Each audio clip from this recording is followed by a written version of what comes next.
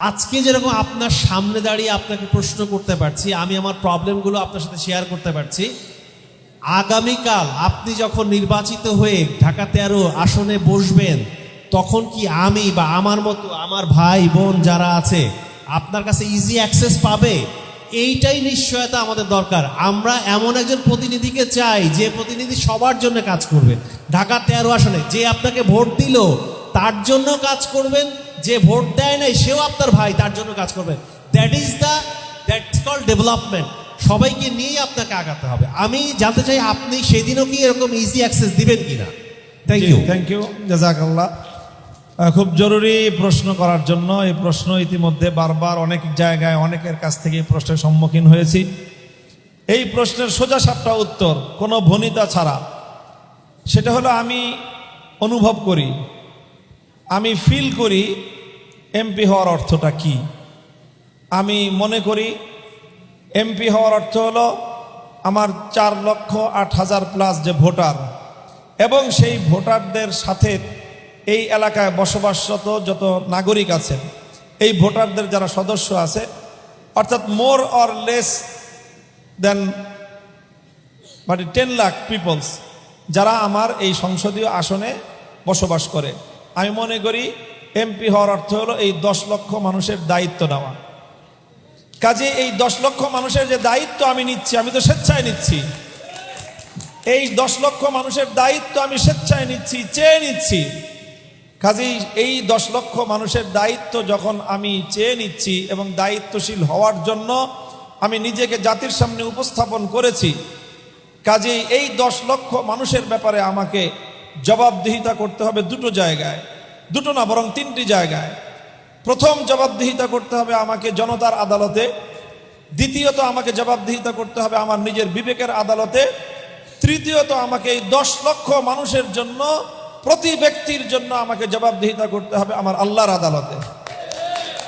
কাজেই আমি মনে করি আমার জন্য ফরজ নামাজের পরে, ফরজ ইবাদতগুলোর পরে সবচেয়ে গুরুত্বপূর্ণ কাজ হবে আমার, যে আমার এই 10 লক্ষ মানুষের প্রত্যেকটা মানুষের প্রয়োজনে, যেখানে আমার প্রয়োজন, আমাকে আমার অবর্তমানে যেন কোনো একজন মানুষের কোনো একটা প্রয়োজন অপূর্ণ না থাকে, সেই বিষয়টা নিশ্চিত করা, সেটা হবে আমার রাজনৈতিক নেতৃত্বের এবং ধর্মীয় দায়িত্ব। কাজে ইনশাল্লাহ আপনি যেটা বললেন, আপনারা যেটা বললেন, সেটার জন্য আমার সুনির্ধারিত কর্মপরিকল্পনা আছে।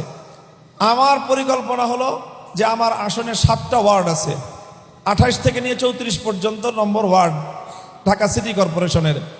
প্রতিটা ওয়ার্ডে আমার পক্ষ থেকে একটা আয়োজন থাকবে, লোক নিয়োগ থাকবে, যারা ওয়ার্ডের যাবতীয় সকল বিষয়ে উইলিংলি আমরা নিজেরাই সেখান থেকে সংবাদগুলো সংগ্রহ করব, যে কোথায় কার কি সমস্যা, পার্সোনাল লাইফেরও যদি, অথবা ব্যক্তিগত, পারিবারিক, সামাজিক যে কোনো ঝুট ঝামেলা, যেগুলোতে আসলে একজন এমপি হিসাবে, জনপ্রতিনিধি হিসাবে দায়িত্ব পালন করার, ভূমিকা রাখার সুযোগ আছে, সেই জায়গাগুলোতে যেন আমরা রিচ করতে পারি।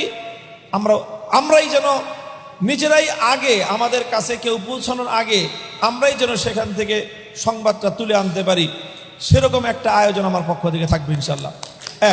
প্রথম। দ্বিতীয় হলো, এরপরে যদি আমরা রিচ করতে নাও পারি, প্রত্যেক ওয়ার্ডের মানুষের জানা থাকবে যে এই ওয়ার্ডে মামুনুল হকের অফিস এটা, এবং তার অফলাইন এবং অনলাইন, ডিজিটাল এবং অ্যানালগ দুইভাবেই প্রত্যেকটা মানুষ যেন আমাকে রিচ করতে পারে 24 ঘন্টা 7 দিন, 30 দিন মাসের এবং বছরের 12 মাস, সবসময় যেন একজন আমার আসনের প্রতিটি নাগরিক যেন আমাকে রিচ করতে পারে, তার জন্য আমার একটা আয়োজন থাকবে। আর এরপরে আমার এটাও প্রতিশ্রুতি, আমার 13 দফা ইশতেহারের মধ্যে শেষ ইশতেহারের দফা হলো এই, যে আমি মাঝে মাঝে, হয়তো প্রতি 3 মাস অথবা 6 মাস অন্তর অন্তর, আমি বিভিন্ন পাবলিক প্লেসে আমি আমার জনতার সামনে নিজেকে উপস্থাপন করব এবং তাদের সাথে ডায়ালগ করব, এবং সেখানে তারা আমার ব্যাপারে যে কোনো মতামত ব্যক্ত করতে পারবে সকলের সামনে। কারো যদি কোনো অভিযোগ থাকে, কেউ যদি আমার কাছে এসে আমাকে না পায়, সাক্ষাৎ করতে না পারে, সেই অভিযোগটাও সে জনতার আদালতে আমার সামনে আমাকে আসামি হিসেবে উপস্থিত রেখে মানুষের সামনে আমার ব্যাপারে অভিযোগ করতে পারবে। কাজেই আমাকে এই এলাকায় চলতে হলে, এই এলাকায় আমাকে থাকতে হলে মানুষের কাছে জবাবদিহিতা করে আমাকে এলাকায় থাকতে হবে ইনশাল্লাহ।